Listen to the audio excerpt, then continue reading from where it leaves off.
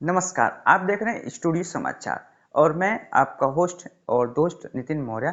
तो आज हम पूरे दिन भर की खबरों के बारे में चर्चा करने वाले हैं कि राजनीति की दुनिया में क्या हुआ, बिजनेस की दुनिया में क्या हुआ, घटनाएं कौन कौन सी हुई पूरे भारतवर्ष में।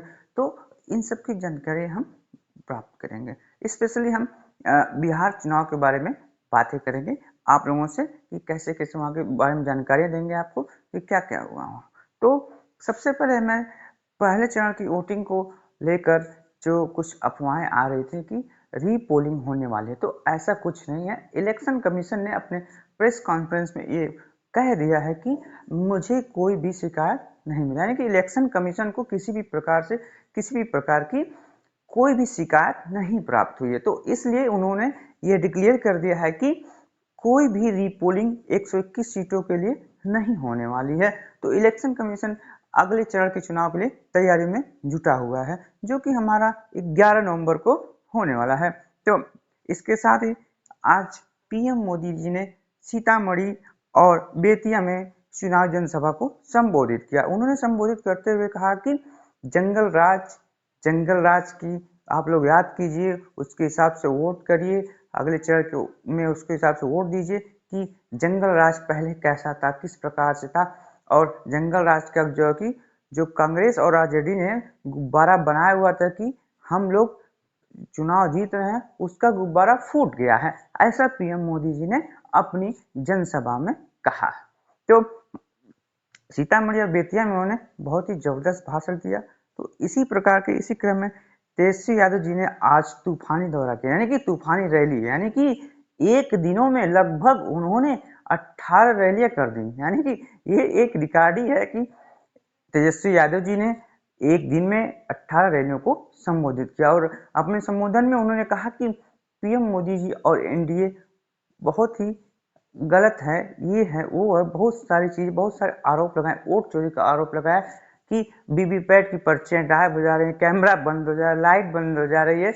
इन सब सारी चीजों को उन्होंने गिनवाया अपने चुनाव भाषण में। काफी एक बार उन्होंने कहा कि हम हर घर सरकारी नौकरी की योजनाएं लाने वाले हैं। जैसे ही सरकार उनकी बनती है उसके 1 महीने बाद हर घर सरकारी नौकरी का कार्यक्रम स्टार्ट कर दिया जाएगा।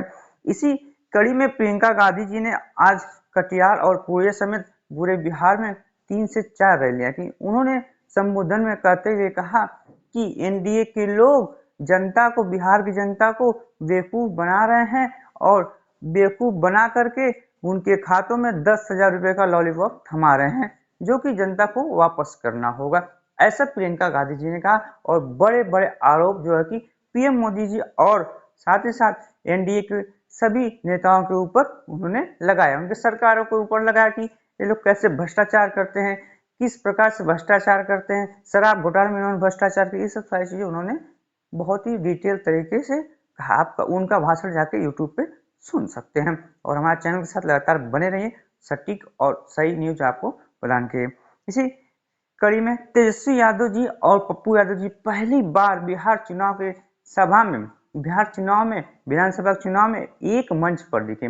पप्पू यादव जी आरजेडी नेता के समर्थन में, प्रत्याशी के समर्थन में प्रचार किया और उन्होंने कहा कि तेजस्वी यादव को हम सीएम बनाने के पीछे बहुत ही बेहतरीन तरीके से लगे हैं। जबकि पप्पू यादव एक निर्दलीय सांसद हैं जो कि कांग्रेस को सपोर्ट करते हैं, इसीलिए वो आरजेडी के प्रत्याशी के चुनाव के प्रचार के लिए वहां पर पहुंच गए थे। और एक और अच्छी बात है कि अखिलेश यादव जी इन दिनों बिहार में बहुत ही ज्यादा समय बिता रहे हैं। महागठबंधन को सपोर्ट करने के लिए बड़ी बड़ी रैलियों का आयोजन किया जा रहा है उनके लिए, और वो बहुत अच्छे और लंबे लंबे भाषण दे रहे हैं। योगी जी का टक्कर दे रहे हैं, योगी जी का टक्कर देने के लिए वह वहां पे रुके हुए हैं। एनडीए की तरफ से सीएम योगी जी और महागठबंधन की तरफ से अखिलेश यादव जी, या फिर वो अपनी जमीन तैयार करने में लगे हुए हैं। दोनों बातें हो सकती हैं। वोटिंग के बाद एक ऐसा देखने को मिला हमारे 6 नवंबर जो वोटिंग हुई उसका वीवीपैट का जो स्ट्रॉन्ग रूम में डाटा रखा गया है, ईवीएम रखा गया है, उसमें से वीवीपैट की पर्चियां हमें देखने को मिली और कैमरा बंद, यानी कि बत्ती गुल कैमरा बंद, ऐसा सिचुएशन बिहार में देखने को मिल रहा है। यही 20 साल का सुशेषन बाबू का राज था।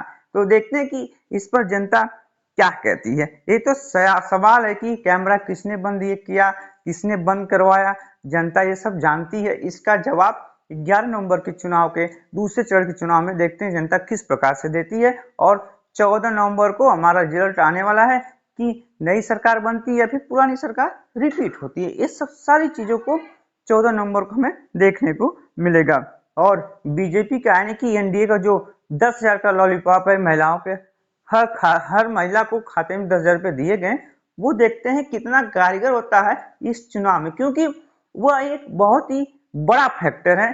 क्योंकि 50% महिलाएं जो है कि बिहार में, उनके खातों में लगभग 10,000 रुपए प्रति महीना दिया गया है। ये एक लॉलीपॉप है। देखते हैं इसका फायदा कितना एनडीए को मिलता है या फिर नुकसान झेलने को मिलता है। देखते हैं किसकी सरकार बनती है 14 तारीख को। ईवीएम में किसकी किस्मत बिहार की जनता तय करती है। इन सब सारी चीजों को बहुत ही बेहतरीन तरीके से किया गया है। तो दोस्तों इंतजार है 14 नवंबर का कि बिहार की जनता किसको अपना आशीर्वाद देती है। तो चैनल के साथ आप लगातार जुड़े रहे, सब्सक्राइब करना ना भूले, दोस्तों को शेयर करना। जय हिंद।